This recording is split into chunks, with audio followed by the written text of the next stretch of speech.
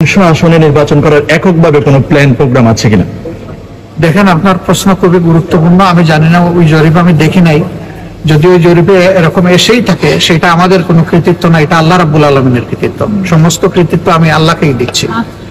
আর যদি নির্বাচন হয়, আমরা আপনাদেরকে কথা দিতে পারি যে আমরা কোনো দলীয় সরকার কায়েম করব না। ইনশাআল্লাহ আমরা জনগণের সরকার কায়েম করব, এবং সেইটা করার জন্য যা দরকার, যত সিট যাকে দেওয়া দরকার তাকে নিয়ে, সাথে নিয়ে আমরা একটা ঐক্যমতের সরকার গঠন করার চেষ্টা করব, যদি আল্লাহ কবুল করেন।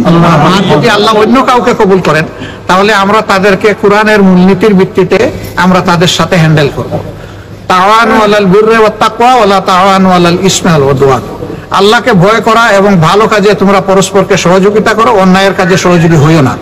যদি তখনকার সরকার অন্য কেউ হয়, তারা যদি ভালো কাজ করে, তারা আমাদের পূর্ণ সমর্থন এবং সহযোগিতা পাবে, কিন্তু অন্যায় করলে সবার আগে আমরাই প্রতিবাদ করবো।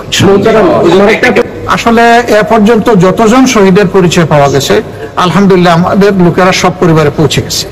এবং আমাদের একটু আর্থিক সহযোগিতা, আমি সহযোগিতাও বলতে আমার লজ্জা হচ্ছে, অংশগ্রহণ, তাদের কষ্টে অংশগ্রহণ, আমরা এটাও আলহামদুলিল্লাহ পৌঁছে দিচ্ছি, এবং এটা প্রাথমিক। এরপরে আরো অনেক কিছু করার আমাদের আশা আছে, যদি আল্লাহ আমাদেরকে কবুল করেন। দোয়া করবেন।